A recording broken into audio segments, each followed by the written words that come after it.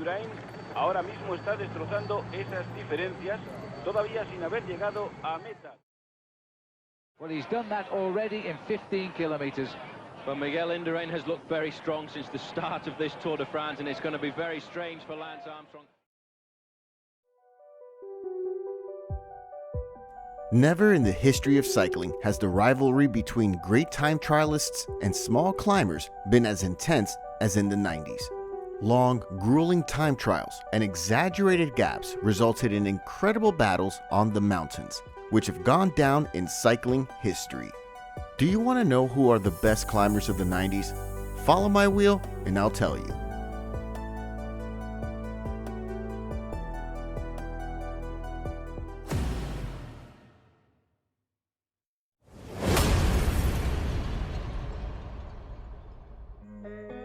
A great climber whom we could place in the previous decade.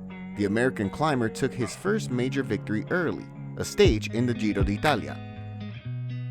The following year, he signed for La Vie Claire to help compatriot Greg LeMond win the 1986 Tour de France, finishing fourth and noted as the best young rider. In 1988, he became the first non-European rider to win the Giro d'Italia, ahead of the Dutchman Bruycken and the Swiss Zimmermann. In this edition of the Pink Race, he stole Pedro Delgado's wallet in the Selvino, dressed in pink and Bormio, and sentenced the race in the climb time trial. In 1992, he was again fourth in the Tour, winning on one of the most mythical mountains in cycling, Alpe d'Huez. He lost third place in the last time trial to Italy's Gianni Bugno. 21 victories and 8 top 10 in Grand Tours, as well as important victories such as the Tour de Suisse or Romandie, all show his level as an excellent climber.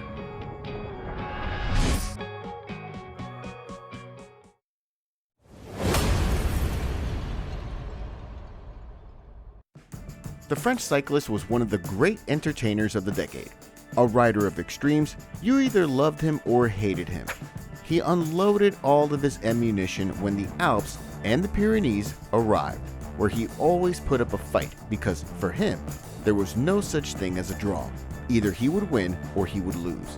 His career was always linked to the Tour de France, where he achieved his greatest successes and lived his most bitter moments. We met him in '92 when he wore the yellow jersey for a day. 2 years later, during the French national holiday, and to the delirium of his compatriots, he achieved his first big stage in Les Ardennes.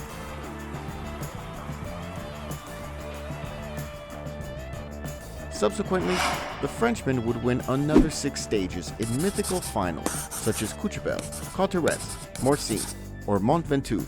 7 mountain prizes place him as the cyclist who has worn the polka dot jersey the most times, ahead of Van Impe, an image that is part of the Tour de France history.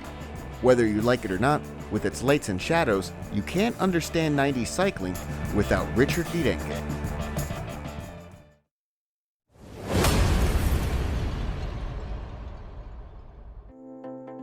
Forged in the harsh Soviet regime, the Latvian cyclist is part of an unrepeatable generation of Eastern European riders.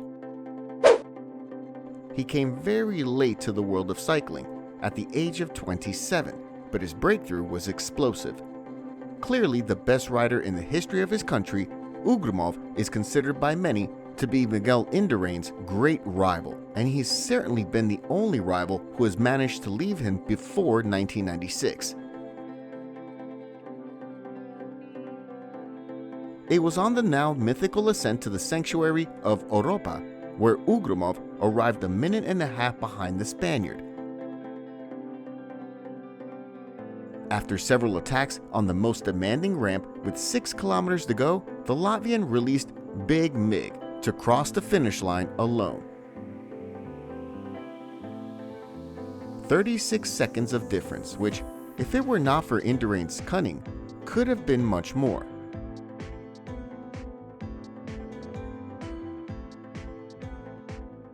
He would finish the Giro on the second step of the podium. The following year, at the 1994 Tour, he pulled off a real feat by coming from behind in more than 8 minutes and jumping from 9th to 2nd place overall after a spectacular Alpine triad. Although he had a great deal of freedom from being 14 minutes off the GC behind Alpe d'Huez, Ugrumov's Alpine recital deserves to go down in the books as one of the most spectacular climbing performances of the 90s.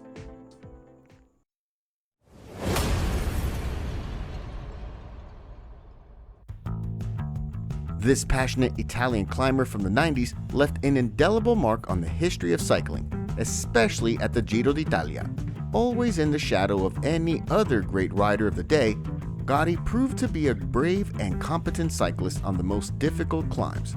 His first major achievement was at the 1997 Giro d'Italia, where he fought tenaciously against title champion Pavel Tonkov. The legendary Cervina stage witnessed Gotti's display. His great performance led him to win his first Giro d'Italia. In 1999, he faced off against another great climber, Marco Pantani.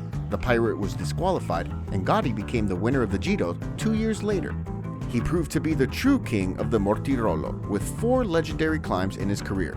Although he lacked the charisma of some of his contemporaries, his skill in the mountains and his commitment to the Giro d'Italia made him a highly respected champion, especially in Italy.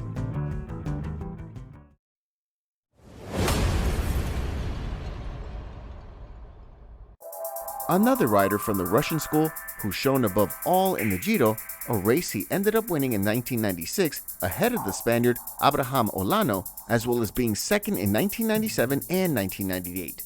Despite his prominence in the Tour de France and the fact that many Spanish fans remember Pavel Tonkov wearing the white jersey of Best Young Rider during several of Miguel Indurain's 5 tours, the Russian never finished the Grand Boucle.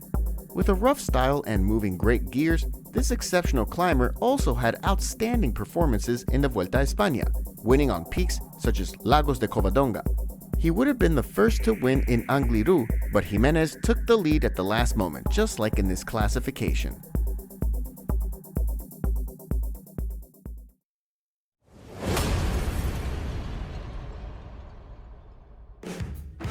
A cyclist born to put on a show. Popularly known as Chava, he was one of the best climbers in the history of cycling.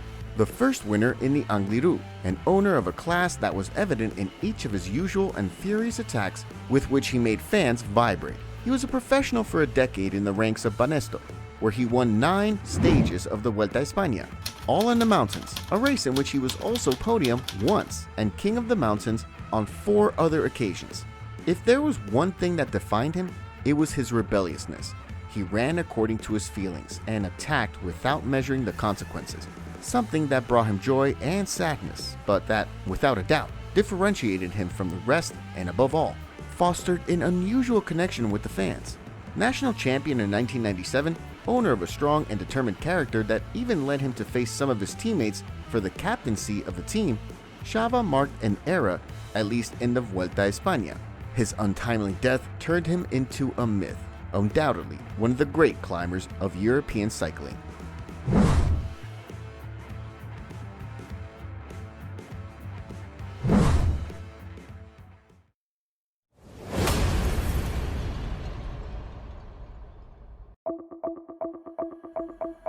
Miguel Indurain's great rival, he left his mark in the 90s to become one of the best climbers and most combative riders of all time.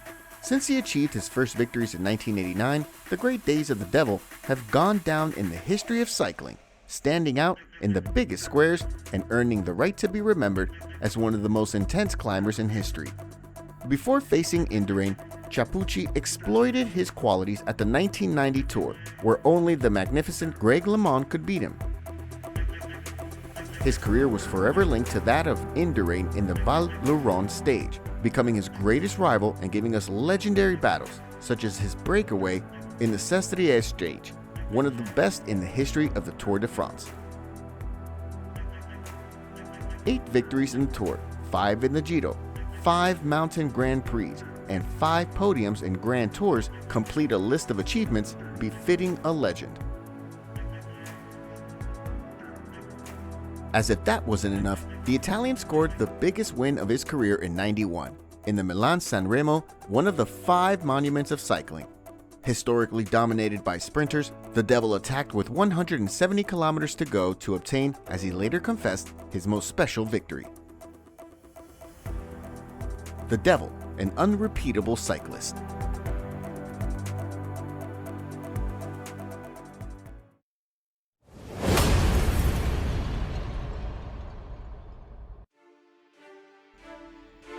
The Pirate, the ultimate old-fashioned climber. The Italian left an indelible mark on the world of cycling with his immortal feats. Despite failing to land the coveted red polka dot jersey at the Tour de France, his legacy as a climber is unquestionable. Rarely has a cyclist had such a spectacular breakthrough as the Italian during the '94 Giro. First, he won the stage of Merano to star. The next day, on the way to Aprica, one of the most memorable stages in history. With a unique style, in its heyday no one, not even Indurain himself, was able to follow its wheel. Exhibitions such as his 2 victories in Alpe d'Huez, where he still holds the ascent record, elevate Marco Pantani to the same level as the great legends such as Bahamontes, Gotti, or Bartali. His breakthrough season came in '98, where he won the Giro Tour double, something that to date no one has been able to repeat. His attack on Ulrich in the rain at the Galibier has been etched in history. After his sad and tragic end, his name will remain forever in history. The search for a successor to Pantani's stature has been a difficult task, and his legacy as an elite climber remains unmatched. One of the most passionate and talented climbers cycling has ever seen.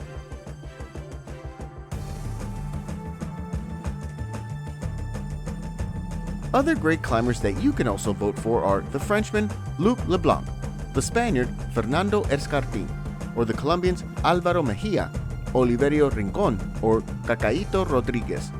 Vote for your favorite to crown the best climber in the history of cycling. Thank you very much for coming this far. If you liked the video, subscribe. Don't forget to vote, and if you want to continue enjoying the best climbers in history, don't miss this.